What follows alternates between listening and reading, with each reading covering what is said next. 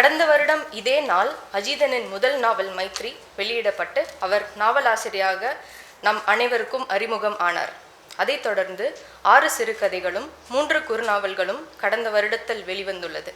இப்பொழுது எழுத்தாளர் அஜீதன் நம்முன் தேர்ந்த படைப்பாளியாக திகழ்கிறார். அவர் முதல் சிறுகதை தொகுப்பான மறுபூமி வெளியீட்டு விழாவை சிறப்பிக்க வந்திருக்கும் எழுத்தாளமைகளையும் நண்பர்களையும் ஆகுதி அமைப்பின் சார்பாக அன்புடன் அழைக்கிறேன்.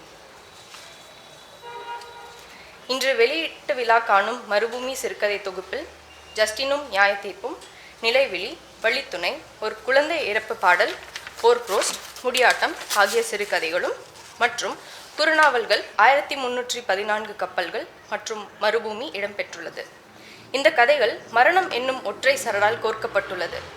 மரணத்தை பற்றி பேசும்போதே வாழ்வு அர்த்தமாகுகிறது. இந்த சிறுகதை தொகுப்பு வாழ்வை அர்த்தமாக்குவதை தாண்டி உயர்த்தெழலை ஓங்காரமாக முன்னிறுத்துகிறது. எழுத்தாளர் அஜீதனை புன்னகையுடன் நோக்கிக் கொண்டிருக்கும் அவரின் ஆதர்சமான எழுத்தாளர் பஷீரை நினைவு கூர்ந்து இந்த விழாவை துவங்குவோம். இன்றைய சிறப்பு விருந்தினர்களை மேடை கலைக்கும் தருணம். தலைமை தாங்கும் மூத்த எழுத்தாளர் பாவணன் அவர்களை அன்புடன் மேடை கலைக்கிறேன்.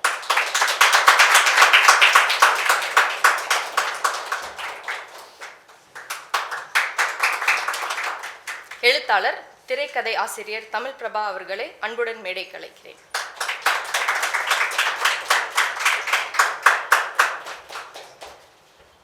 எழுத்தாளர், மொழிபெயர்ப்பாளர் சுசித்ரா அவர்களை அன்புடன் மேடை கலைக்கிறேன்.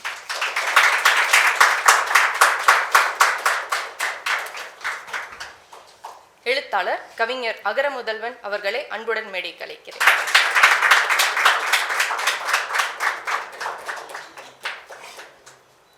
இறுதியாக மறுபூமி சிறுகதை தொகுப்பின் ஆசிரியர் எழுத்தாளர் அஜீதனை மேடை கலைக்கிறேன்.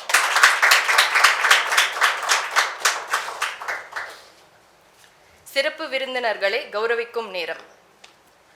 மறுபூமி சிறுகதை தொகுப்பை வெளியிட்டு தலைமை தாங்கும் முன்னோடி எழுத்தாளர் பாவணன் அவர்களை கௌரவிக்க நண்பர் விஷ்ணுபுரம் பதிப்பகத்தின் நிறுவனர் செந்தில்குமார் அவர்களை மேடை கலைக்கிறேன்.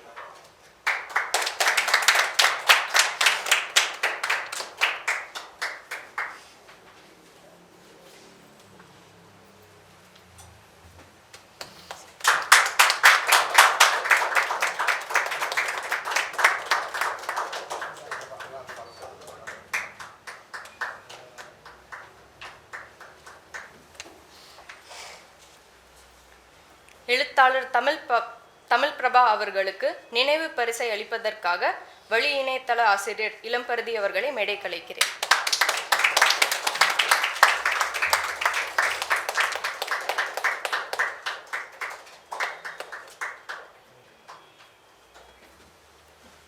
எழுத்தாளர் சுசித்ரா அவர்களுக்கு அன்பு பரிசு அளிப்பதற்காக கவிஞர் தென்றல் சிவகுமாரை மேடை கலைக்கிறேன்.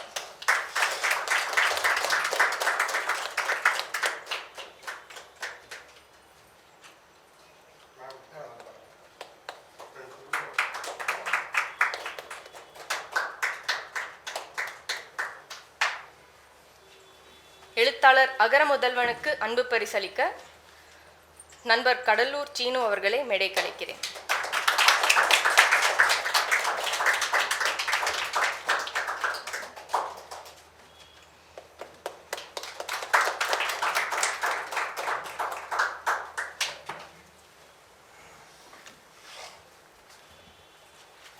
அடுத்ததாக மறுபூமி சிறுகதை தொகுப்பு வெளியீடு.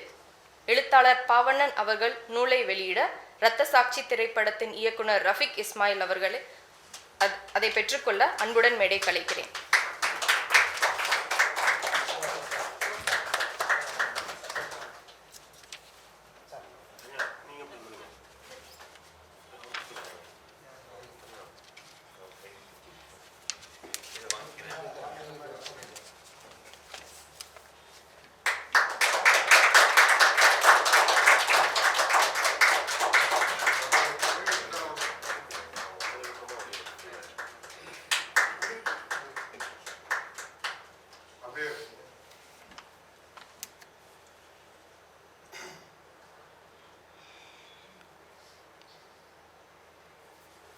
கடந்த ஆண்டு முழு நேர எழுத்தாளராக இருந்திருக்கிறார்.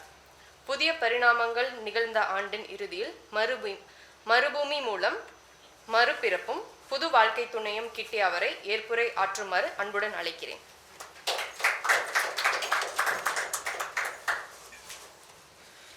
வணக்கம்.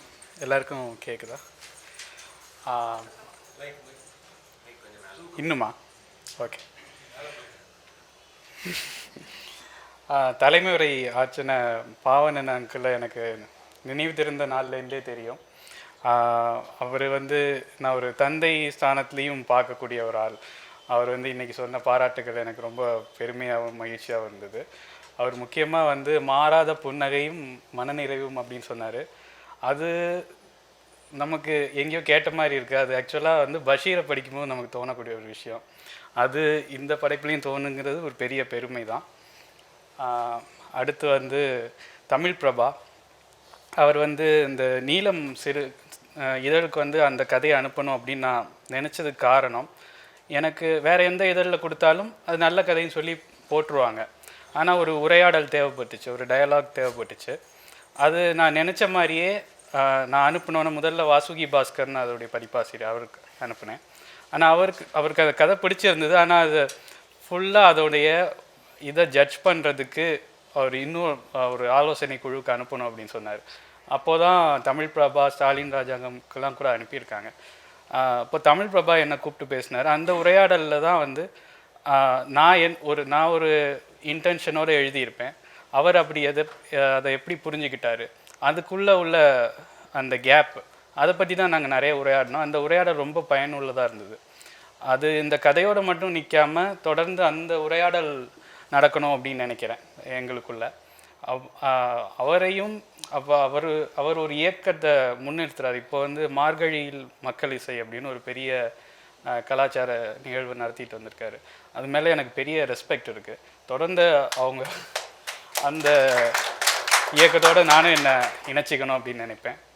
அப்புறம் சுஜித்ரா அவங்க இல்லைன்னா நான் இலக்கியத்தில் எழுத வந்திருப்பேனான்னு தெரியாது. ஏன்னா அவங்க தான் ஓகே நீ எழுதலாம் அப்படின்னு ஆரம்பித்து அப்புறம் கொஞ்சம் கொஞ்சமாக ஒரு கதை எழுதும்போது நீ ஒரு சிறந்த ரைட்டர் அப்படின்னு மற்றவங்கெல்லாம் சொல்கிறதுக்கு முன்னாடி அவங்க சொல்லி உற்சாகப்படுத்தினாங்க. அவங்க ஆஸ் அ ரைட்டராக நான் ரொம்ப தமிழில் ஹோப் வச்சுருக்கக்கூடிய ஒரு எழுத்தாளர். அது ஸ்பீச்சுக்குள்ளே நான் இவங்க எல்லாரை பற்றி நான் பேச வேண்டியிருக்கும். அப்புறம் அகரன், அவர் என்னுடைய ஏஜ் அப்படின்னு சொன்னால் நம்புறது சிரமம். ஆனால் அவர் நிறைய வாழ்க்கை அனுபவங்கள் இருக்கனால ரொம்ப மூத்தவர் மாதிரி தான் நானும் டீல் பண்ணுவேன், அண்ணன் மாதிரி தான் நானும் இது பண்ணுவேன்.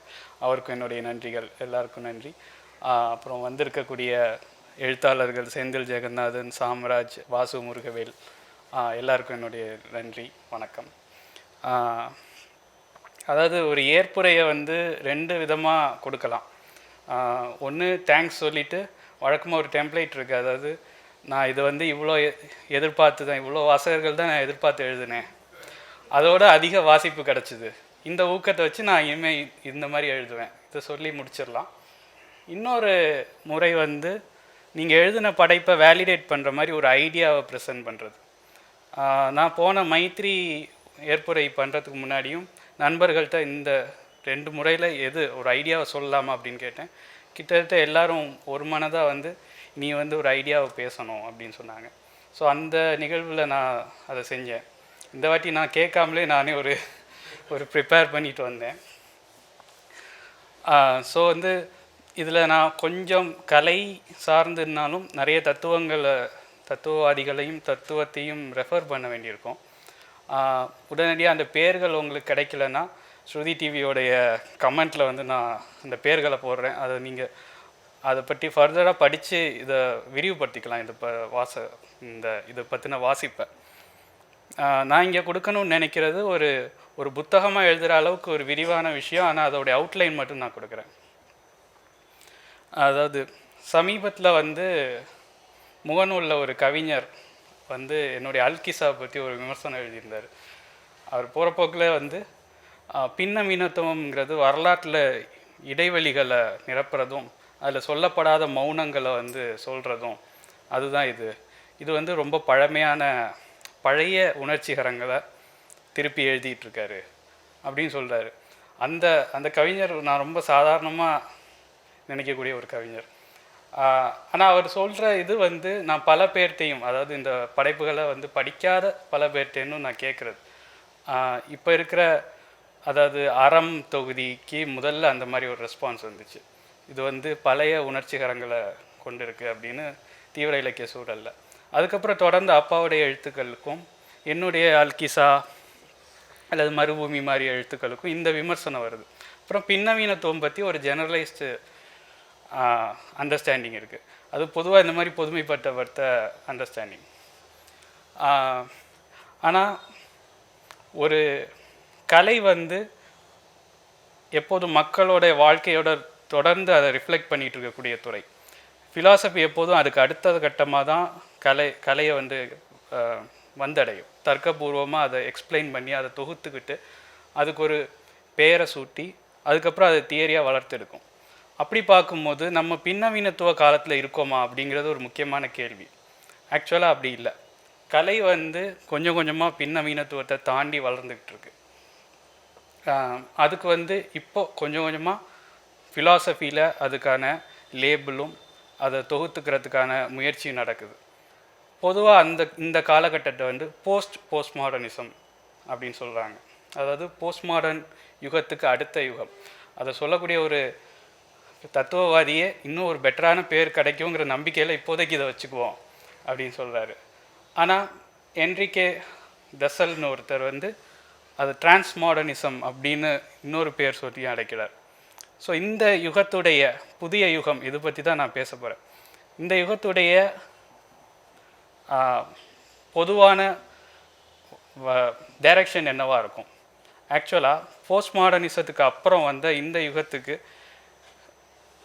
திரும்பி அந்த வேல்யூஸ், போஸ்ட் மாடர்ன் வேல்யூ எதெல்லாம் வந்து மறுதளிச்சதோ அந்த வேல்யூஸை திருப்பி கொண்டு வர்றது தான் இப்போ கலையில் நிகழ்ந்துட்டுருக்கு. ஃபெய்த், நம்பிக்கைங்கிறது, அப்புறம் ட்ரூத், அப்புறம் அழகு, உண்மை, இந்த மாதிரியான விஷயங்கள். அப்புறம் முக்கியமாக சின்சியாரிட்டி. போஸ்ட் மாடர்ன் இதில் வந்து ஒரு விளையாட்டுத்தனம் இருந்தது இல்லையா? அது போக இப்போது சின்சியாரிட்டிங்கிறது ஒரு முக்கியமான வேல்யூவாக வருது. இது வந்து இப்போ இருக்கிற கலையில் பெரிய பெரிய அளவில் இந்த இந்த இந்த வேல்யூஸை முன்னிறுத்துகிற ஒரு நோக்கம் வந்துட்டுருக்கு. அதுக்கு பேர் தான் அதை தான் போஸ்ட் மாடர்னிசம் அப்படின்னு அடையாளப்படுத்துகிறாங்க. அப்படின்னா இந்த போஸ்ட் மாடர்னிசம் அப்படிங்கிறது வந்து உண்மையில் இல்லாமல் ஆயிடுச்சா, காலாவதி ஆயிடுச்சா அப்படின்னு கேட்டால், உண்மையில் பின்னவீனத்துவம் அது தொடங்கின காலத்துலேருந்தே அதோட டிஸ்ட்ரக்ஷனோடைய சீடோடு தான் இருக்குது. அதோட அழிவோடைய கரு அதுக்குள்ளேயே இருந்திருக்கு. முக்கியமாக அது வந்து ஒரு செல்ஃப் டிஃபீட்டிங் ப்ராஜெக்ட். அது தன்னையே தோக்கடிச்சிக்கக்கூடிய தன்மை கொண்டது தான். இப்போது இப்படி சொல்லலாம், எந்த ஒரு உண்மையும் யூனிவர்சலாக சொல்லிட முடியாது அப்படிங்கிறது ஒரு போஸ்ட் மாடர்ன் ஸ்டேட்மெண்ட். ஆனால் அந்த ஸ்டேட்மெண்ட்டே ஒரு யூனிவர்சல் ஸ்டேட்மெண்ட் தான். அதே மாதிரி அப்படி யூனிவர்சலாக ஒரு மாரல், எல்லாரும் பின்பற்றக்கூடிய ஒரு அறம் அப்படின்னு ஒன்று இருக்கவே முடியாது. அப்படி சொல்கிறது தப்பு அப்படின்னு சொல்கிறாங்க. ஸோ இதுவே தன்னளவில் ஒரு மாரல் ஸ்டேட்மெண்ட் தான். ஸோ இந்த மாதிரி போஸ்ட் மாடர்னிசம் வந்து இயங்கக்கூடியதில் இந்த போஸ்ட் மாடர்ன் ஐரனின்னு சொல்லுவாங்க. அந்த முரண் வந்து அதோடைய கருவிலேயே இருக்குது. இது வந்து ஃபூக்கோ, டெரிடா மாதிரியான ஆட்கள் இந்த போஸ்ட் மாடர்ன் ஐரனியை அட்ரஸ் பண்ணியிருக்காங்க. ஆனால் அதன் பிறகும் அவங்களோட தியரியை டெவலப் பண்ணிகிட்டே தான் இருந்தாங்க. போஸ்ட் மாடர்னிசம் தொடங்கும் போதே அதோடைய விமர்சகர்கள் ஹாபர்மாஸ், லெவினாஸ், கேடமர் இந்த மாதிரி ஆட்கள் வந்து வெளியே இருந்தும் இந்த விமர்சனங்களை முன் வச்சாங்க. போஸ்ட் மாடர்ன் இன்டலெக்சுவல்ஸ்க்கு உள்ளேயே ஆலன் பெட்ஜூ மாதிரி ஆட்கள் வந்து இந்த இந்த செல்ஃப் டிஃபீட்டிங்கான இந்த போஸ்ட் மாடர்ன் ஐரனியை வந்து முன் வச்சிருக்கார். ஆச்சரியமாக இவங்க எல்லாருமே பிளேட்டோவால் இன்ஸ்பயர் ஆனவங்க. அடுத்த கட்டமாக இன்னொரு கேள்வி என்னென்னா, போஸ்ட் மாடர்னிசம் உண்மையிலே ஒரு தனிப்பட்ட ஒரு மூமெண்ட்டா அப்படின்னு. அது போஸ்ட் மாடர்னிஸ்டுகளே நிறைய எழுப்பியிருக்காங்க. முக்கியமாக அது வந்து என்னென்னா, அது ஒரு மாடர்னிசத்தோடைய ஒரு எக்ஸ்டென்ஷன் அப்படின்னு தான் இப்போது யோசித்து பார்க்கும்போது கருதப்படுது. அதாவது மாடர்னிசம் வந்து எங்கே தன்னுடைய இதை ஆரம்பிச்சதுன்னா, ட்ரெடிஷனில் இருக்கக்கூடிய வேல்யூஸ் மேலே இருக்கக்கூடிய கேள்விகள் வழியாக. இந்த முக்கியமாக முதல்ல வந்து ரிலீஜியன், காடை வந்து கேள்வி கேட்டுச்சு. அதுக்கடுத்து சோல் அப்படிங்கிற கருத்தாக்கம், இதை பற்றி கேள்வி கேட்டுச்சு. அப்புறம் ஸ்டேட், கம்யூன், இந்த மாதிரியான நம்மளுடைய இன்ஸ்டிடியூஷன்ஸ் இது மேலே கேள்வி கேட்டுச்சு. ஆனால் அது கேள்வி கேட்குற இடமா தன்னை முன் வச்சுக்கிட்டது வந்து செல்ஃப், சுயம், இண்டிவிஜுவாலிட்டி, ஃப்ரீடம், இந்த வேல்யூஸை தான் மாடர்னிஸ்டுகள் தங்களுடைய கையில் எடுத்துக்கிட்டு இதன் வழியாக ட்ரெடிஷனை கேள்வி எழுப்பினாங்க. போஸ்ட் மாடர்னிசம் ஜஸ்ட் அதை ஒரு படி மேலே பண்ணுச்சு. இவங்க அசியூம் பண்ணிக்கக்கூடிய ஃப்ரீடம், செல்ஃப், இந்த மாதிரி வேல்யூஸ் மேலே இது ஃபர்தராக கேள்வி எழுப்புது. இப்போ உதாரணத்துக்கு ஒரு செல்ஃப் அப்படிங்கிறது தன்னளவில் ஒருத்தன் இயல்பாக ஒரு செல்ஃபோடு இருக்க முடியுமா? செல்ஃப் வந்து ஏதோ ஒரு வகையில் அதர்ஸோட நீங்கள் உரையாடும் போது அதர்ஸோடைய அந்த கான்டெக்ஸ்டில் தான், ஒரு சோஷியல் கான்டெக்ஸ்டில் தான் ஒரு செல்ஃப் உருவாக முடியும். எந்த சோஷியல் ஸ்ட்ரக்சரும் இல்லாமல் ஒரு செல்ஃப் உருவாக்க முடியாது. செல்ஃப் உருவாகிறதுக்கு இது எல்லா ஸ்ட்ரக்சர்ஸும் தேவை. அதாவது நான் அது இல்லை, நான் இது இல்லை அப்படின்னு வேறுபடுத்தி தான் ஒரு செல்ஃபை உருவாக்கிக்குவீங்க. நான் இது போலன்னு ஐடென்டிட்டி பண்ணியும் ஒரு செல்ஃபை நீங்கள் கட்டமைப்பீங்க. ஸோ இதுக்கு வந்து செல்ஃபுங்கிறது பல காரணிகளை சார்ந்து இருக்கிறது. அதனால் தன்னளவில் செல்ஃபுங்கிறது ஒன்று கிடையாது. அதே மாதிரி ஃப்ரீடம்ங்கிறதும். இப்போ நீங்கள் வந்து நான் வந்து சுதந்திரமானவன் அப்படின்னு நீ சமூகத்துக்கு எதிராக ஒரு கலகமாக வந்து ஏதாவது ஒரு சட்டையை வந்து மாற்றி போடுறீங்கன்னா அதுக்கு ஒரு மரபு இருக்கும். அப்படி பண்ணக்கூடிய ஒரு 100 பேர் இருப்பாங்க. அல்லது நீங்கள் அந்த மாதிரி அந்த மரபை வந்து தொடக்கி வைக்கிறதுனாலும் இந்த விலகல் தன்மை வந்து ஹிஸ்ட்ரி ஃபுல்லாக எப்படி இருந்திருக்கு அந்த கான்டெக்ஸ்டில் தான் அது பொருள்படும். ஸோ எந்த ஆக்டுமே டோட்டலாக ஃப்ரீயா அப்படின்னு கேள்வி கேட்குறது தான் போஸ்ட் மாடர்னிசம் தொடங்குனது. ஆனால் இந்த போஸ்ட் மாடர்னிஸ்டுகள் எந்த வேகத்தோட செல்ஃபையும் ஃப்ரீடத்தையும் கேள்வி எழுப்புகிறாங்களோ அதே நேரத்தில் ஆதென்டிசிட்டி அப்படிங்கிற ஒன்று திருப்பி முன் வச்சுட்டே இருக்காங்க. அது ஒரு எக்ஸிஸ்டென்ஷியலிசத்துலேருந்து எடுத்துக்கிட்டது. அதை ஃபூக்கோ திரும்ப சொல்கிறாரு. ஆனால் அவர் சொல்கிறதுல அந்த ஒரு முரண் இருந்துகிட்டே இருக்கும். அதாவது செல்ஃப் அப்படின்னு ஒன்று இல்லை, இண்டிவிஜுவாலிட்டி அப்படின்னு ஒன்று இல்லை அப்படின்னு சொல்லும்போது ஒருத்தன் ஆதென்டிக்காக தன்னை வெளிப்படுத்தணும் அப்படின்னு சொல்கிறாங்க. ஸோ ஆதென்டிக் டு எதில் வந்து ஆதென்டிக்காக இருக்கிறது? ஆதென்டிக்னா தன்னதிகாரம் அப்படின்னு மொழிபெயர்க்கலாம். அப்போ எதை நோக்கி ஆதென்டிக்காக இருக்கிறது அப்படிங்கிறது ஒரு பெரிய கேள்வியாக இருக்குது. அதை வந்து இந்த போஸ்ட் மாடர்னிஸ்டுகள் கடைசி வரைக்கும் அட்ரஸ் பண்ணவே இல்லை. அதை வந்து த கல்ட் ஆஃப் ஆதென்டிசிட்டி அப்படின்னு அடோனோ மாதிரி ஃபிலாசபர்ஸ் வந்து விமர்சிச்சிருக்காங்க. இந்த போஸ்ட் மாடர்ன் யுகத்தில் என்ன ஆக்சுவலாக நடக்குது அப்படின்னா, ஏன் நம்ம அதை வந்து கடக்க வேண்டிய காலம் வந்துருச்சு அப்படின்னு சொன்னால், எப்போ அந்த செல்ஃப், இண்டிவிஜுவாலிட்டி இந்த மாதிரியான வேல்யூஸை நம்ம உடைக்கிறோமோ, முதல்ல ப்ராடராக வந்து ஒரு கம்யூன், ஸ்டேட் இந்த மாதிரியான வேல்யூஸை உடைச்சோம். அதுக்கப்புறம் செல்ஃபுங்கிற இதுவும் ஐடென்டிட்டியும் இண்டிவிஜுவாலிட்டியும் உடைச்சோம்.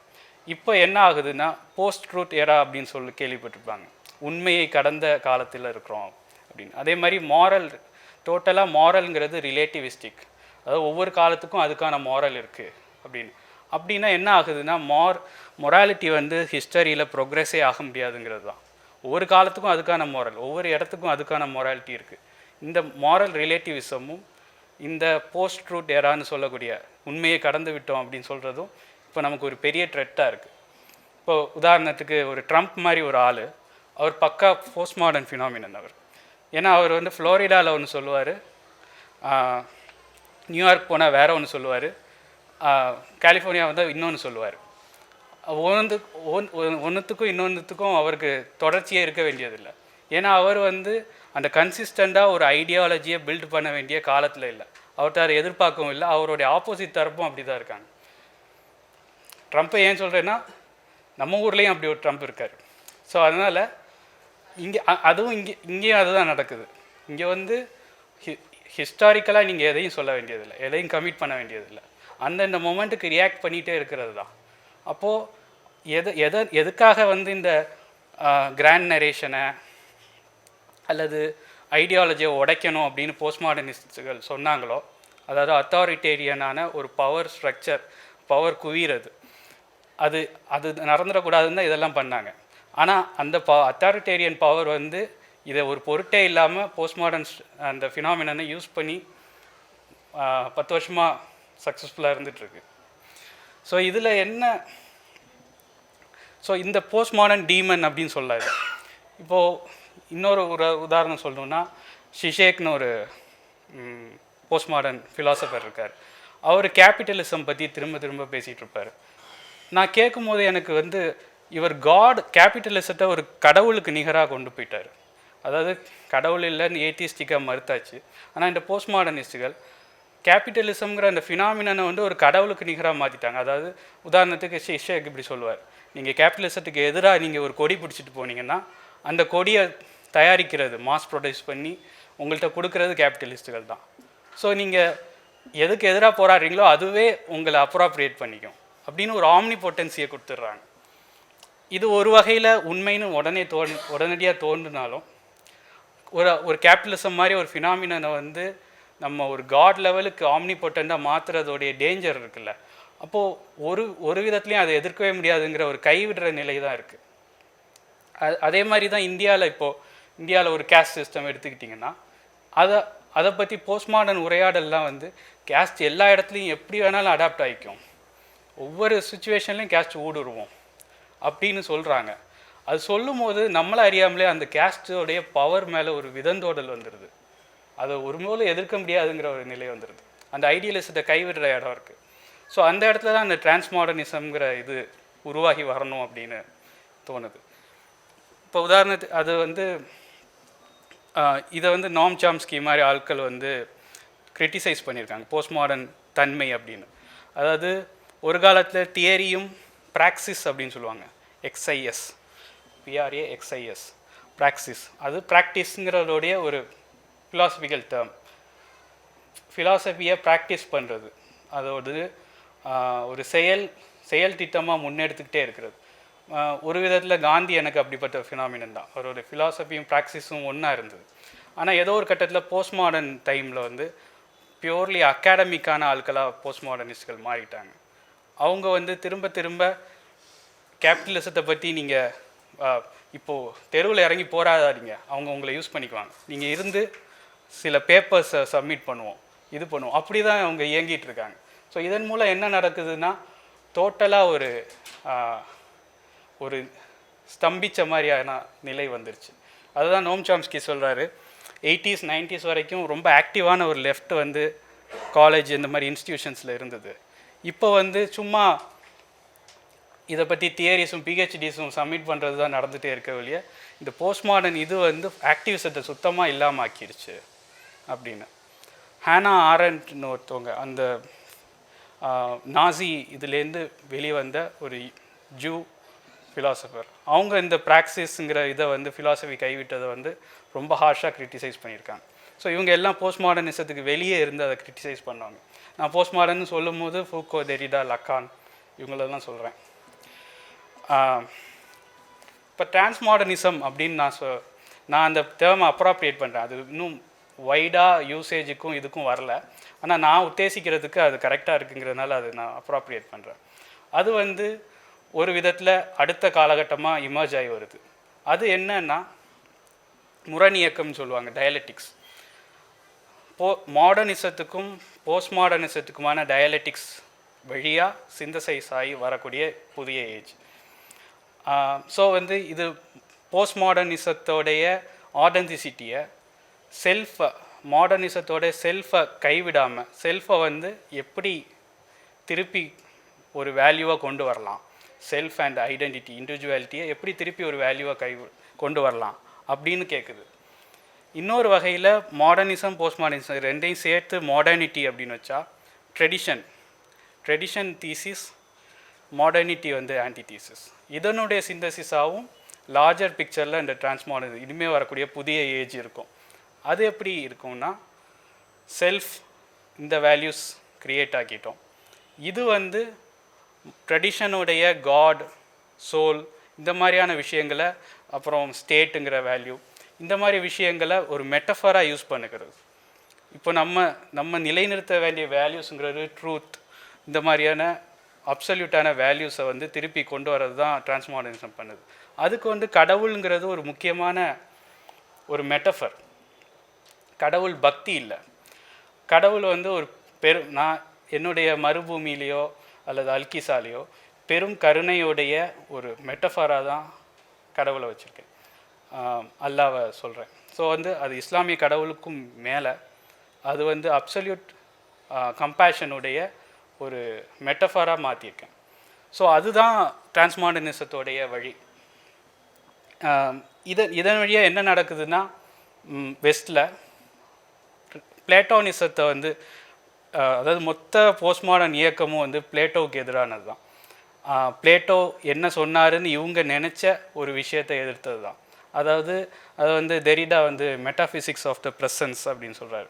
அதாவது அப்சல்யூட்டுங்கிறது ஒரு இருப்பு அப்படின்னு பிளேட்டோ சொல்கிறாரு. ஆனால் அப்படி ஒன்று சாராம்சமாக எல்லாத்துக்கும் இல்லை, இன்மை தான் இருக்குது. ஸோ அவர் ஆப்சன்ஸ் பற்றி பேசுவார். ஸோ அதுதான் அந்த டீகன்ஸ்ட்ரக்ஷனுடைய ஒரிஜின். ஆனால் உண்மையில் பிளேட்டோவை வந்து நம்ம ஆழ்ந்து ரீட் பண்ணும்போது இப்போ அதுக்கான அந்த மாதிரியான ரீடிங்ஸ் வருது. அதாவது பிளேட்டோடைய லேட்டர் டயலாக்ஸ், சோஃபிஸ்ட் மாதிரியான டயலாக்ஸ்லலாம் அது தெளிவாகவே சொல்கிறார். அதாவது இந்த அப்சல்யூட்னு அவர் சொல்கிறது வந்து பீயிங்கும் இல்லை, நான் பீயிங்கும் இல்லை, ஒன்றும் இல்லை, பலதும் இல்லை அப்படின்னு ரெண்டையும் மறுத்து தான் போயிட்டுருக்காரு. ஸோ ஆப்சன்ஸ் அண்ட் ப்ரெசன்ஸ் இது ரெண்டுக்கும் டிரான்சென்ட் பண்ணக்கூடிய ஒரு ரியாலிட்டி பற்றி தான் அவர் பேசுகிறார். இந்த மாதிரி பிளேட்டோவை ரீட் பண்ணுறதோ அல்லது ட்ரெடிஷ்னலான ரிலீஜியஸ் டெக்ஸ்ட்டுகளை ரீட் பண்ணுறதோ, இதுக்கு பேர் வந்து கேடமர்னு ஒரு ஹெர்மோனெட்டிக் ஃபிலாசபர் இருக்கார். ஹெர்மோனெட்டிக்னா பொருள் கொள்தல் அப்படின்னு மொழிபெயர்க்கலாம். அவர் வந்து ஹெர்மோனெட்டிக்ஸ் ஆஃப் ஃபெய்த் அப்படின்னு சொல்கிறார். நம்பிக்கை வழியாக ஒரு டெக்ஸ்ட்டை ரீட் பண்ணுறது, ஒரு ரிலீஜியஸ் டெக்ஸ்ட்டை அது உண்மையில் ஏதோ ஒன்று சொல்ல வருது, ஒரு ஆஃப் வேல்யூ அப்படின்னு ரீட் பண்ணுறது. இதுக்கு முன்னாடி வந்து ஸ்கூல் ஆஃப் சஸ்பிஷன் அப்படின்னு 3 பேரை சொல்லுவாங்க. Marx, Freud, Nietzsche. இவங்க 3 பேரும் ஏதோ ஒரு டெக்ஸ்ட்டில் வந்து ஏதோ ஒன்று மறைக்கப்பட்டிருக்கு, அவன் சொல்கிறது ஒன்று ஆனால் அவன் உண்மையில் இது பண்ணுறது வேற ஒன்று, மீன் பண்ணுறது வேற ஒன்று. மார்க்ஸ் வந்து அதை கிளாஸ் ஸ்ட்ரக்சரை நிலைநிறுத்துறதுக்காக, ஃப்ராய்டு வந்து அந்த இதை வந்து கரெக்டாக மறைக்கிறதுக்காக, நீட்சே வந்து அந்த வில் டு பவர், இந்த ஹேர்டோடைய சாமானியர்கள் வந்து பெரும் வில்லை வந்து ஒடுக்கிறதுக்காக கிரியேட் பண்ணது தான் எல்லா ஃபிலாசபி அப்படின்னு. ஸோ இந்த 3 பேரும் ஸ்கூல் ஆஃப் சஸ்பிஷன், இதுலேருந்து தான் போஸ்ட் மாடர்னிசம் தொடங்குது. ஆனால் இதுக்கு முன்னாடி அது இப்போ நம்ம பழைய டெக்ஸ்ட்டுகளை வாசிக்கிறதுக்கு இந்த ஹெர்மோனெட்டிக்ஸ் ஆஃப் ஃபெய்த் அப்படிங்கிற ஒரு விஷயம் இருக்குது. அதன் வழியாக நம்ம ட்ரெடிஷனை அணுக வேண்டிய காலம் வந்துருச்சு. ஆனால் இது வந்து பழமைவாதம் இல்லை, அதுதான் நான் சொல்ல வரேன். இப்போ உதாரணத்துக்கு இப்போ வந்து ஃபிலாசபியில் ரிலீஜியன் சார்ந்து இயங்கின ஃபிலாசபர்ஸ், மாடர்ன் ஃபிலாசபர்ஸ், சிமோன் வெயில் மாதிரி, அந்த மார்ட்டின் பியூபர் மாதிரி ஆட்களுக்கு இப்போ திரும்பி கவனம் வந்திருக்கு. அதே மாதிரி கிறிஸ்டியன் மிஸ்டிக்ஸ், மாஸ்டர் எக்ஹார்ட் மாதிரி, ஈவன் டிரான்செண்டலிசம் சொன்ன எமர்சனுக்கும் இப்போ புது ரீடிங் வர ஆரம்பிக்குது. இதுக்கெல்லாம் காரணம் வந்து அவங்க அந்த வேல்யூஸை முன் வச்சது வந்து இப்போ நம்ம காலத்துக்கு வந்து இந்த போஸ்ட் மாடர்ன் காலத்துக்கு தேவையாக இருக்குது. ஆனால் இந்த அந்த வேல்யூஸ் அப்படியே நம்ம எடுத்துக்கிறோமா அப்படின்னா, போஸ்ட் மாடர்னிசமும் எதுவுமே நம்ம சிந்தனையில் பண்ணலையா அப்படின்னு கேட்டால் கண்டிப்பாக அந்த எஃபெக்ட் இருக்குது. அதாவது இப்போ வந்து இந்த காலத்தில் செல்ஃபுங்கிறது ஒரு ஐடென்டிட்டி அப்படிங்கிறது சார்ந்து இயங்க வேண்டியதில்லை அப்படிங்கிற ஒரு தெளிவு நமக்கு இருக்குது. அதாவது ஒருத்தன் ஒரு செல்ஃப், ஒரு இண்டிவிஜுவாலிட்டியோடு இருக்கிறான் அப்படிங்கிறதுக்காக அவன் தன்னை வந்து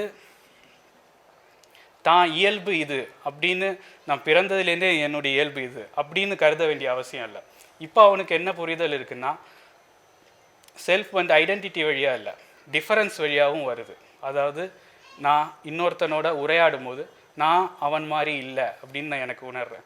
ஸோ அந்த மாதிரி நான் அவனை மாதிரி இல்லை, இவனை மாதிரி இல்லை, இவனை மாதிரி இல்லை, இப்படி ஒரு டிஃபரன்ஸ் வழியாக வந்து ஒரு செல்ஃபை க்ரியேட் பண்ண முடியும். அப்போது என்ன ஆகுதுன்னா, நான் என்னுடைய இயல்பு அப்படின்னா என்னுடைய உலகத்துக்குள்ளேயே, நான் வேறு யாரையும் பார்க்காத ஒரு உலகத்துக்குள்ளே போயிடுறேன். அதாவது இதுக்கு உரையாடலே இல்லாத சுய கண்டடைவு, அப்படி ஒன்று இருக்க முடியாதுன்னு போஸ்ட் மாடர்ன் யுகம் நமக்கு சொல்லிடுச்சு. அப்போது ஒரு உரையாடல் வழியாக தான் நிகழ முடியும். அப்போது ஒரு சோஷியல் ஸ்ட்ரக்சர் வேணும், இது வேணும். எல்லாமே வந்து இந்த போஸ்ட் மாடர்ன் யுகத்துக்கு அப்புறம் தான் டிரான்ஸ்மாடர்னிசம் வந்து ஒரு செல்ஃபை கட்டமைக்கும் போது ஒரு சொசைட்டி தேவையாக இருக்குது அப்படிங்கிற நிலையை அடைஞ்சிருக்கோம். அதனால்தான் இந்த டிரான்சென்டென்டல் அப்படிங்கிற வார்த்தை, டிரான்ஸ்மாடர்னிசத்தில் அந்த டிரான்ஸுங்கிற வார்த்தை, அதுக்கு 2 அர்த்தம் இருக்குது. ட்ரெடிஷ்னலான பழைய அர்த்தம் வந்து பரம் அப்படின்னு தமிழில் சொல்லலாம். அதாவது இந்த உலகத்தோடைய டைம் ஸ்பேஸுக்கு வெளியே இருக்கக்கூடிய விஷயம். ஆனால் ஒரு சாமானிய அர்த்தத்தில் புறம் அப்படின்னு சொல்லலாம். அப்போது என் செல்ஃபுக்கு வெளியே இருக்கக்கூடிய, என் செல்ஃபை டிரான்சென்ட் பண்ணக்கூடிய அப்படிங்கிற அர்த்தம். ஆனால் இந்த காலத்தில் அதுதான் ஒரு முக்கியமான அர்த்தமாக தோன்றுது. டைம் ஸ்பேஸுக்கு வெளியே அது இருக்கோ இல்லையோ, அது காண்டோ, விட்ஜன்ஸ்டைன், நாகார்ஜுனர் மாதிரி முக்கியமான ஃபிலாசபர்ஸ் பல பேர் சொன்ன மாதிரி அந்த இடத்துல லாங்குவேஜ் டச் பண்ணாத ஒரு மௌனம் தான் இருக்குது. அங்கே வந்து அதை பற்றி எதுவுமே நம்ம ப்ராப்பராக சொல்ல முடியாது. ஆனால் புறம்ங்கிற ஒரு விஷயம் டிரான்சென்டென்டலாக பார்க்குறது இருக்குல்ல, ஹஸ்ஸல் தான் இது முதலாக பேசியிருக்காரு. ஃபினாமினாலஜிங்கிற துறையை தொடங்கி வச்சார். அவர் இன்டர் சப்ஜெக்டிவிட்டின்னு சொல்கிறார். ஒரு சப்ஜெக்ட்டுக்கும் இன்னொரு சப்ஜெக்ட்டுக்குமான உரையாடல் வழியாக நிகழக்கூடியது. ஸோ இந்த டிரான்சென்டென்ட்ங்கிறது புறம் அப்படிங்கிற அர்த்தத்தில் தான் நான் எடுத்துக்கிறேன். நான் ஏற்கனவே சொன்ன லெவினாஸ், இமானுவேல் லெவினாஸ், அவர் ஒரு முக்கியமான ஃபிலாசபர் கான்டினென்டல் ட்ரெடிஷனில். அவர் வந்து ஃபிலாசபியோட முதல் ப்ராஜெக்ட் வந்து மொராலிட்டி தான், மாரல் ஃபிலாசபி தான் த ஃபர்ஸ்ட் ஃபிலாசபி அப்படின்னு சொல்கிறார். அவருடைய முக்கியமான ஒரு கொள்கை வந்து the face of the other, இன்னொருத்தனுடைய முகம், அதை நம்ம எதிர்கொள்கிறது தான் நம்ம லைஃபுடைய பொருள். அது வந்து நம்மள்கிட்ட வந்து இன்ஃபினிட்டான ஒரு கோரிக்கையோடு வந்து நிற்கிது. அது வந்து நம்மள்கிட்ட அளவில்லாத கருணையை எதிர்பார்த்து வந்து நிற்கிது. அதுக்கு நீ எப்படி ரியாக்ட் பண்ணுற அப்படிங்கிறது தான் உன்னோட லைஃபோடைய மீனிங்கை தீர்மானிக்குது அப்படின்னு சொல்லுவார். ஸோ இது கிட்டத்தட்ட ஒரு ரிலீஜியஸ் ஸ்டேட்மெண்ட் தான். நாராயண குருட்ட வந்து பிரம்மம் எது அப்படின்னு கேட்கும்போது அபரத்தத்துவலான பிரம்மம் அப்படின்னு சொல்லியிருக்காரு. அதாவது ஸ்ட்ரேஞ்சரோடைய ஸ்ட்ரேஞ்ச்னஸில் அல்லது மற்றவனுடைய மற்றமையில் தான் பிரம்மம் அப்படின்னு. அதாவது இங்கே என்ன நடக்குதுன்னா, அத்வைதம் வந்து ட்ரெடிஷ்னலாக வந்து உனக்கு உள்ள என்ன இருக்குது, அதுதான் தீப்பாக என்ன இருக்குது, அதுதான் பிரம்மம் அப்படின்னு. ஆனால் நாராயண குரு வந்து அது ஏதோ ஒரு வகையில் சுயநலத்தையும் கொண்டு வந்துடுது அப்படின்னு நினச்சிருக்காரு. ஸோ அத்வைடியாக இருந்தாலும் அவர் புத்திசத்துலேருந்து அந்த கம்பேஷன் எடுத்துக்கிறார். ஸோ மற்றவனுக்கு அவனுடைய ஒருபோதும் அறிய முடியாதவன் இன்னொருத்தனும் தான். பிரம்மத்தை எப்படி அறிய முடியாதோ அதே மாதிரி இன்னொருத்தனையும் ஒருபோதும் முழுமையாக அடைய முடியாதுங்கிற ஒரு இது. அவனுக்கு நீ என்ன டியூட்டி செலுத்துகிற, அதில் தான் இருக்குது உன்னுடைய கம்பேஷன், உன்னுடைய மீனிங். ஸோ இது வந்து ஒரு டிரான்ஸ்மாடர்னிஸ்ட் வியூ. ட்ரெடிஷனில் பல வகையில் அந்த சுயநலத்துக்கும் ஃபண்டமெண்டலிசத்துக்கும் போகக்கூடிய ஒரு பாதை ஓப்பனாகவே இருக்குது. ஆனால் இங்கே வந்து இந்த அதருங்கிறது ஒரு முக்கியமான ஃபினாமினாக எழுந்து வருது டிரான்ஸ்மாடர்னிசத்தில். அப்போது இந்த டிரான்ஸ்மாடர்னிசம்ங்கிறது ஒரு செல்ஃபை கட்டமைக்கிறத பற்றி பேசணும். பாவனன் அங்கிள் அதுதான் சொன்னார். ஒவ்வொரு கதையிலையும் ஒவ்வொரு இது மாதிரி நான் வந்து உருவாகிக்கிறேன் அப்படின்னு. நான் என்ன டிரான்ஸ்மாடர்னிசம் கிளைம் பண்ணல, இருந்தாலும் சொல்கிறேன். அதாவது இப்போ நம்ம செல்ஃபை வந்து பெர்ஃபார்மேட்டிவாக பார்க்க ஆரம்பிச்சிருக்கோம். அதாவது நான் என் இயல்பில் இப்படி அப்படிங்கிறது இல்லை, நான் என்னுடைய இயல்பை வெளிப்படுத்துறதுக்கு இந்த ரோல்ஸை இப்படி ப்ளே பண்ணுறேன், பெர்ஃபார்ம் பண்ணி என்னுடைய செல்ஃபை கட்டமைச்சிக்கிறேன் அப்படிங்கிற ஒரு ஆக்டிவாக. செல்ஃபுங்கிறது ஒரு ஃபிக்ஸடான விஷயமா இல்லாமல் ஒரு ஆக்டிவான கன்ஸ்ட்ரக்ட் பண்ணக்கூடிய ஒரு விஷயமாக மாறி இருக்கு. திரும்பி இன்னொரு ஃபிலாசபர் பேர் சொல்ல, விட்ஜன்ஸ்டைன் வந்து லாங்குவேஜ் பற்றி பேசும்போது ஃபார்ம்ஸ் ஆஃப் லைஃப் அப்படிங்கிற ஒரு வார்த்தையை யூஸ் பண்ணுவார். அதாவது இப்போது தமிழ்ங்கிற ஒரு பெரிய சொல்லாடல் இருக்குது, அதுக்குள்ளே வக்கீல்கள் பேசிக்கக்கூடியது ஒரு தனிப்பட்ட ஃபார்ம் ஆஃப் லைஃப். அதாவது அதுக்கான ரூல்ஸ் இருக்குது, அதுக்கான அண்டர்ஸ்டாண்டிங், அவங்களுக்குள்ள ஒரு புரிதல் இருக்குது, அதுக்குள்ளே அது இயங்குது. அதே மாதிரி ஒரு தமிழ்ங்கிற ஒரு கிராண்ட் லாங்குவேஜுக்குள்ளே பல ஃபார்ம்ஸ் ஆஃப் லைஃப் இருக்கும். அந்த ஃபார்ம்ஸ் ஆஃப் லைஃப்னு அவர் சொல்கிறது வந்து ஒரு செட் ஆஃப் ரூல்ஸ். ஆனால் அந்த ரூல்ஸ் எதுவுமே ஃபிக்ஸடும் இல்லை. அதுதான் அவருடைய முக்கியமான கண்டுபிடிப்பு. அதாவது நீங்கள் ஒரு மொழியில் புழங்குறதுக்காக ஒருத்தரோட அண்டர்ஸ்டாண்டிங் ஒரு ரூல்ஸ் போட்டுக்கிறீங்க, அந்த ரூல்ஸை நீங்களே வந்து உங்களுக்குள்ளே புரிதல் இருக்கும் பட்சத்தில் மாற்றிக்கலாம். ஸோ இன்னொரு அவருடைய ஓமை வந்து லாங்குவேஜ் கேம் அப்படிங்கிறது. லாங்குவேஜ் கேமுடைய பார்ட்டாக தான் இது இருக்குது. அப்போது இந்த ஃபார்ம்ஸ் ஆஃப் லைஃப் இருக்குல்ல, அதுதான் வந்து இனிமேல் ஒரு ஒரு ஆர்டிஸ்ட் ப்ளே பண்ண வேண்டியது. விதவிதமான ஃபார்ம் ஆஃப் லைஃப்பில் போய் நம்மளை அந்த அந்த வேல்யூஸை வந்து ஒவ்வொன்றிலையும் கண்டடைகிறது. அதை வந்து இப்போது லாங்குவேஜ் கேம் அப்படின்னு அந்த கேம் ஃபினாமினன்லேயே நான் சொல்கிறேன். இப்போது ஒரு ஸ்டேடியத்தில் முன்னாடி பழைய ட்ரெடிஷ்னல் வியூவில் எந்த மாதிரி ஒரு டெக்ஸ்ட் எழுதப்படும் அப்படின்னா, இப்போ ஒரு சைவராக இருந்தால் அவர் சைவராக வாழ்ந்து கடைசி வரைக்கும் சைவராக இருக்கும்போது ஒரு சைவ டெக்ஸ்ட் எழுதுவார். அல்லது ஒரு சூஃபி ஞானி சூஃபியாக இருந்து அந்த ஒரு சூஃபி டெக்ஸ்ட் எழுதுவார். அப்படி அவர் ஆதென்டிக்காக இருக்கும்போது தான் அந்த டெக்ஸ்ட்டுக்கு வேல்யூ. அவர் நாடோடிய, அதாவது ஒரு சம்சாரியாக இதுவாகவும் இருந்துட்டு ஒரு சூஃபி டெக்ஸ்ட் எழுதுனா அதுக்கு வேல்யூ கிடையாது. அது பழைய ட்ரெடிஷனோட வியூ. ஆனால் இப்போ அப்படி இல்லை. நான் ஒரு ரைட்டராக இருந்துட்டு நான் ஒரு சூஃபி டெக்ஸ்ட் எழுதுகிறேன். அதாவது அது வந்து அதே நேரத்தில் அது வந்து போஸ்ட் மாடர்னிசத்தோடைய சின்சியாரிட்டி இல்லாமல் ஒரு ஒரு பகடி எழுத்து கிடையாது. பகடிங்கிறதோட மாக் அப்படின்னு சொல்லுவாங்க. இப்போ 2 வகையான இதுதான் நமக்கு தெரியும். ஒன்று ரிலீஜியஸ் டெக்ஸ்ட்டு, இன்னொன்று மாக் ரிலீஜியஸ் டெக்ஸ்ட்டு போஸ்ட் மாடர்னிசத்தோட. ஆனால் மாக் பண்ணாமல் அதே அளவு ஆடென்டிக்காக அதே நேரத்தில் என் செல்ஃபோட ஜஸ்ட் ஒரு பெர்ஃபார்மேட்டிவ் ஆஸ்பெக்டாக நான் வந்து இந்த நேரத்தில் இப்படி வந்து முழுமையாக என்னை வந்து சின்சியராக பெர்ஃபார்ம் பண்ணுறேன். அதே நேரத்தில் நான் அதுவாக மாறி என்னுடைய லைஃப் ஸ்டைலை மாற்ற வேண்டியதில்லை. நான் எனக்கு மெயின்டைன் பண்ணுறது என்னுடைய செட் ஆஃப் வேல்யூஸ் தான். ஆனால் நான் அந்த ஃபார்முக்குள்ளே போகும்போது அப்படி வெளிப்படுறேன். அப்படிங்கிற நிலை வந்து டிரான்ஸ்மாடர்னிசத்தில் உருவாகிருக்கு. இனிமேல் ஆர்டிஸ்ட்டுகளுக்கு அதுதான் முக்கியமான ஃப்யூச்சர்னு நான் நினைக்கிறேன். அதாவது இப்போ இப்படி சொல்லலாம், அந்த ஸ்டேடியம் ஓமை சொன்னீங்கன்னா, அந்த ஸ்டேடியத்தில் பல விளையாட்டுகள் விளையாடப்பட்டிருக்கு. முன்னாடி நீங்கள் என்ன பண்ணீங்கன்னா, நீங்கள் பிறந்ததுலேருந்து சாகிற வரைக்கும் கிரிக்கெட் தான் அதுக்குள்ளே விளையாடுவீங்க. அந்த கிரிக்கெட்டோடைய ரூல்ஸும் அதே மாதிரி தான் இருக்கும். அப்படி விளையாடும் போது என்ன நடக்குதுன்னா, ஒரு இன்னெவிட்டபிளான ஒரு விஷயத்தில் மாட்டிக்கிட்ட ஒரு உணர்வு இருக்குது. அப்புறம் அந்த ரூலை மாற்ற முடியாதுங்கும் போது ரூலில் வந்து ஷார்ட்கட்ஸ் கண்டுபிடிக்கும் போது கேம் வந்து ஸ்டாக்னேட் ஆகும். இப்போ நீங்கள் கிரிக்கெட்டை நீங்கள் கவனிச்சிங்கன்னா ஒவ்வொரு 10 வருஷத்துக்கு ரூல்ஸ் மாற்றிட்டே இருப்பாங்க. ஏன்னா அந்த அந்த ரூல்ஸை வந்து ஷார்ட்கட்ஸில் படிக்க ஆரம்பித்தோடனே அதை இன்னும் சேலஞ்சிங்காக மாற்றுறதுக்கு ரூல்ஸ் மாற்ற வேண்டியிருக்கு. அந்த ரூல்ஸ் யார் மாற்றுறாங்கன்னா விளையாடுறவங்களே தான். அவங்க எதை மெயின்டைன் பண்ணணும்னு நினைக்கிறாங்க, ஸ்பிரிட் ஆஃப் த கேம் அப்படிங்கிறது, அந்த குறையக்கூடாது அப்படிங்கிறது. அப்போது இப்படி பார்க்கலாம், நீ வந்து ஒரு ஸ்டேடியத்துக்குள்ளே பல கேம்ஸை மாறி மாறி விளையாடிட்டுருக்க. இப்போ கொஞ்ச நேரம் கபடி விளையாடுற, இன்னொரு கொஞ்ச நேரம் கிரிக்கெட் விளையாடுற. ஒவ்வொரு கேம்குள்ளே போகும்போது அந்த ரூல்ஸை ஃபாலோ பண்ணுற, அதே நேரத்தில் அந்த ரூல்ஸை அவங்க கூட சேர்ந்து இம்ப்ரவைஸும் பண்ணி மாற்றிக்கிட்டே இருக்க. அப்போ நீ என்ன நடக்குதுன்னா, நீ கேம்ங்கிற ஒரு விஷயத்தில் இருந்துக்கிட்டே இருக்க. அது கேம் தான், அந்த கேம் தான் வந்து லைஃப். அதனுடைய பிளாசமிங், அதுக்கு ஆதாரமாக இருக்கக்கூடிய கம்பேஷன், அந்த மாதிரியான வேல்யூஸ் தான் வந்து நமக்கு தேவை. அந்த வேல்யூஸை வந்து வேறு ஃபார்ம்ஸ் ஆஃப் லைஃப்பில் எக்ஸ்ப்ளோர் பண்ண முடியும். ஸோ அதுதான் அந்த ரூல் மேக்கிங்கிறது. இப்போது நான் அல்கிசா எழுதும் போது எனக்கு முக்கியமான ஒரு பெரிய எக்ஸ்பீரியன்ஸாக இருந்தது. அது இந்த சூஃபி இடியம்குள்ளே இருக்குது, அதாவது இஸ்லாமிக் இடியம்குள்ளே இருக்குது. அது என்னென்னா, கடவுளை வந்து எந்த விதத்துலேயும் இணை வைக்கக்கூடாது.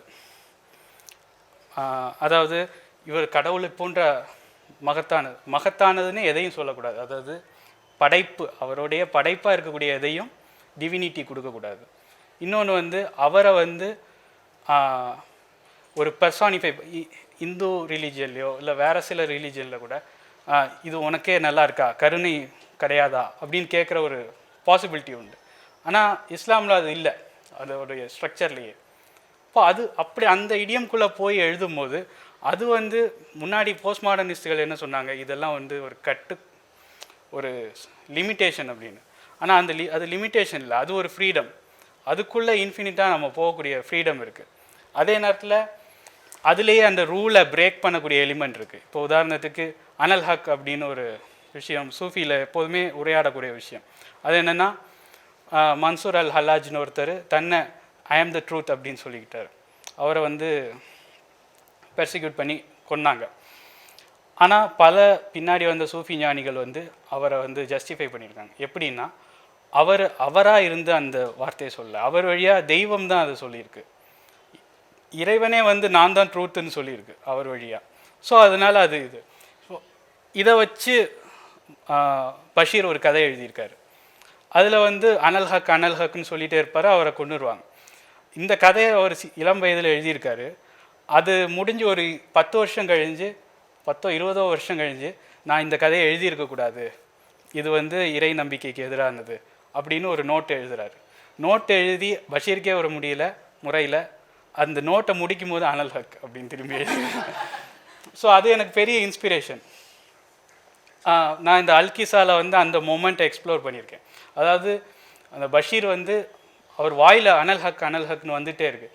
என்ன இது என் வாயில் இவ்வளோ ஒரு தெய்வ இறை நிந்தை வந்து என் வாயில் எழுது அப்படின்னு சொல்கிறார். ஆனால் அவரை மீறி வந்துகிட்டே இருக்குது. யார் அது அந்த பாலைவனத்தில் யாருமே இல்லாத தனிமையில் எப்படி அந்த வார்த்தை வருது அப்படிங்கிற அந்த இது இருக்குல்ல.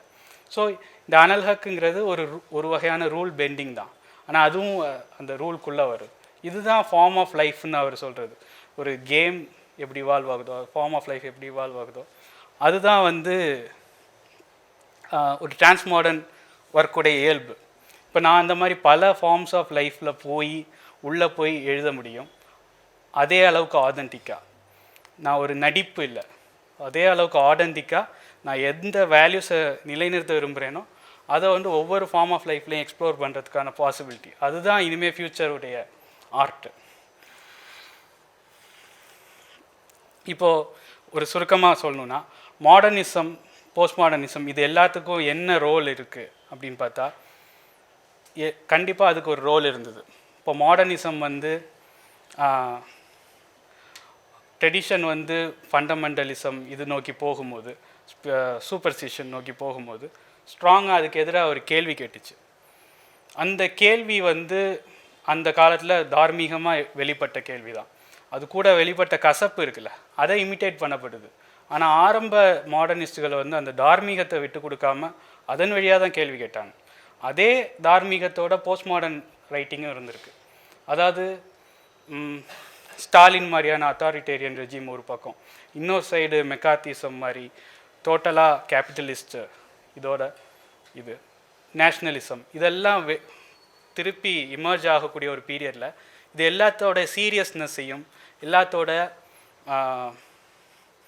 அந்த தீவிரத்தையும் உருக்குலைக்கிறதுக்கு போஸ்ட் மாடர்ன் விளையாட்டு தேவைப்பட்டது, எல்லாத்தையும் கலைச்சி போடுறதுக்கு. அது ஒரு தார்மீகத்தின் குரலாக தான் அந்த டைமில் வெளிப்பட்டுச்சு. ஆனால் இப்போ அதுக்கான தேவையில்லை. இப்போ நான் சொன்ன மாதிரி அதே போஸ்ட் மாடர்ன் குலைச்சதுக்கப்புறமும் அந்த குலைந்த ஒவ்வொரு பீசஸும் தனித்தனியாக இயங்கி அதே அத்தாரிட்டேரியன் இதை வந்து கொண்டு வர முடியுது. நீங்கள் வந்து ஒரு பெரிய அரசியல் தலைவரை மீம் போடலாம். யாரோ ஒருத்தர் என்கிட்ட சொன்னார், இப்போ தான் இவ்வளோ வருஷத்துக்கு அப்புறம் இப்போ தானே ஒருத்தன் சோஷியல் மீடியாவில் போய் ஒரு பெரிய பிரதமரையோ இதையும் வந்து மீம் போடுற ஒரு சுதந்திரம் இருக்குது. ஆனால் நீ மீம் எவ்வளோ வேணால் போட்டுக்கலாம், அவனை அஃபெக்டே பண்ணாதுங்கிற ஒரு நிலைமை வந்ததுக்கப்புறம் அந்த மீமுக்கு அர்த்தம் இல்லைல்ல. ஸோ இந்த டிரான்ஸ்மாடர்னிசம்ங்கிறது வந்து திருப்பி அந்த பேஷனை கொண்டு வரதுக்காக தான். மாடர்னிசமும் போஸ்ட் மாடர்னிசமும் இழந்து விட்ட அந்த தார்மீகத்தை, அந்த பேஷனை வந்து திருப்பி டிரான்ஸ்மாடர்னிசம் அப்படிங்கிற அந்த இனிமேல் வரக்கூடிய ரைட்டிங் தான் கொண்டு வரும். அதை நான் ஆல்ரெடி பார்க்குறேன். இப்போ உதாரணத்துக்கு போன வருஷம் தமிழ் பிரபா வந்து கோசலை வெளியீட்டு விழாவில் அவர் வந்து, நான் கொரோனா வந்து சாகலன்னு நினச்சேன், செத்து போயிடுவேன்னு நினச்சேன், அவசரமாக எனக்கு அந்த கதையை சொல்லணும்னு இருந்தது. உடனே உட்காந்து எல்லோரும் வேடிக்கையாக சிரித்தாங்க. நான் அவர் ரொம்ப சின்சியராக சொல்கிறாரு. அது காரணம் என்னென்னா, ஒருத்தன் சாகும்போது நான் எல்லாரையும் கலாய்க்க போகிறேன் அப்படின்னு எழுத போகிறதில்ல, அல்லது நான் எதிர்ப்பு இந்த சமூகத்தை மேலே எதிர்த்து காரி துப்பிட்டு நான் சாக போகிறேன் அப்படின்னு எழுத போகிறதில்ல. அவர் அவ்வளோ அர்ஜென்சியாக சொல்ல வருது. அவர் ஐடியலிசத்தை முன்வைக்கிறார். அந்த ஐடியலிசத்துக்காக தான் அவர் வந்து அவ்வளோ அர்ஜென்சியோடு சொல்ல வராது. அந்த ஆவேசம், அவசரம் வந்து அந்த தார்மீகத்துலேருந்து வருது. இப்போ ஈழத்துலேருந்து அந்த போர், அந்த அவலத்துலேருந்து வந்த அகர முதல்வனும் வாசுமுருகவேலோ அதே அர்ஜென்சியோடு தான் பேச விரும்புவாங்க. அவங்களும் அதே அறம், இந்த மாதிரியான வேல்யூஸை தான் முன்வைக்க விரும்புவாங்க. அதே மாதிரி பியூட்டிங்கிற ஒரு விஷயம் இருக்குது. அது வந்து தன்னை அழிச்சிக்கிட்டு பியூட்டிங்கிற ஒரு எக்ஸ்பீரியன்ஸில் மூழ்கிறது. அது வந்து சப்ளைம் அப்படின்னு சொல்லப்படுது. அதுக்கு வந்து ஒரு ஸ்ட்ராங்கான ஒரு ஃபெமினைன் தன்மை இருக்குது. உலகம் ஃபுல்லாக அப்படி எழுதுனா எல்லா ஆண் கவிஞர்கள் உட்பட அவங்க தங்களை ஃபெமினைனாக உணர்ந்திருக்காங்க. அந்த உணர்வு நிலையை தான் வந்து சுஜித்ரா வந்து பல தடவை என்கிட்ட பேசியிருக்காங்க. அவங்க அதை தான் வந்து எழுதணும்னு முற்படுறாங்க. போஸ்ட் மாடர்ன் இரால வந்து அதை எழுதுறதுக்கான அந்த கான்டெக்ஸ்டே இல்லை. ஆனால் இனிமேல் அந்த அந்த உணர்வும் தேவைப்படுது. இதில் ஒரு அவுட்லேயராக என்ன சொல்லலான்னா, அதாவது இப்போது ஏதோ ஒரு வகையில் இந்த மாடர்னிசம் போஸ்ட் மாடர்னிசம் இது எல்லாத்தையும் எஸ்கேப் ஆகி ஒரு விஷயம் ப்ரிசர்வ் ஆகி வந்துக்கிட்டே இருக்குது. அந்த வேல்யூவை மட்டும் யாருமே இது பண்ணல. அது வந்து காதல்ங்கிற ஒரு ஃபினாமினன். அது வந்து எப்படி சங்க காலத்தில் ஆரம்பிச்சதோ அதே உணர்ச்சி தீவிரத்தோட காவிய காலத்துலேயும் வெளிப்பட்டது, பக்தி இயக்கத்துலேயும் வெளிப்பட்டது. அதுக்கப்புறம் நவீன கவிதை இப்போ வரைக்கும் கண்டினியூ ஆகிட்டுருக்கு.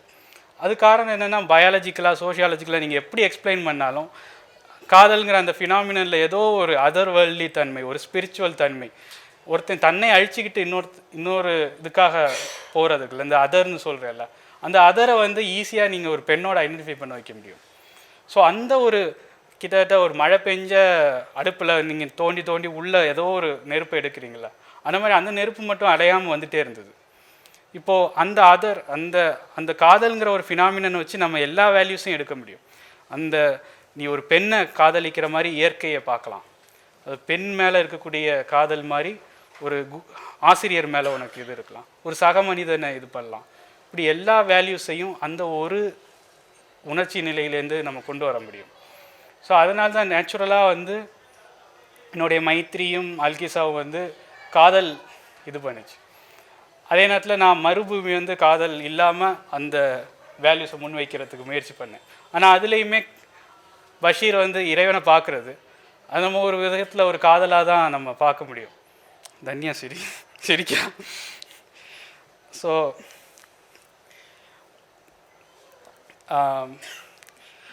அப்போ இந்த போஸ்ட் மாடர்னிசம் பற்றி சொல்லிகிட்டு இருக்கும்போது சமீபத்தில் ஒரு எழுத்தாளர் வந்து அப்பாவை விமர்சிக்கும் போது, இன்னும் 10 வருஷத்தில் ஜெயமோகனை பின்பற்றுறவங்க இன்னும் 10 வருஷத்தில் அவரோட லிமிட்டேஷனை கண்டடைவாங்க, அதுக்கப்புறம் அவங்களுக்கு தெரியும். அவர் வந்து ஒரு ட்ரெடிஷ்னலான ஒரு மாடர்னிஸ்ட் ரைட்டர், நான் என் அப்பாவை கொல்றதுக்கு முடிவு சொன்னேன் அப்படின்னு ஒரு கதையை ஆரம்பிக்கக்கூடிய, அல்லது ஒரு அந்த எளிமையான அந்த ஃப்ராய்டியன் இதை எழுதக்கூடியவர். ஆனால் அவர் தன்னை வந்து 10 வருஷம் கழிஞ்சு யாரோ கண்டெடுப்பாங்க கொண்டாடுவாங்க அப்படின்னு நினைக்கிறாரு. ஆனால் நீங்கள் வந்து காலத்தை நோக்கி சொல்கிறதுக்கு எதுவுமே இல்லைன்னா, டால்ஸ்டாய் வந்து தன்னுடைய காலத்தில் பரவலாக வாசிக்கப்பட்ட பெரிய மேதை, இன்றைக்கு வரைக்கும் அவருடைய வாசிப்பு குறையவே இல்லை, இன்னும் 500 வருஷமும் குறையாது. ஸோ காலத்தை நோக்கி என்ன சொல்ல இருக்குங்கிறது தான் முக்கியம். நீங்கள் சமகாலத்தில் கண்டுக்கப்படுறீங்க, நான் காலத்தை நோக்கி எதுவுமே சொல்கிறதுக்கு இல்லைன்னா காலம் வந்து ஈஸியாக உங்களை மறந்துட்டு போயிடும், கடந்து போயிடும். ஸோ அதுதான் என்னுடைய சிற்றுரை.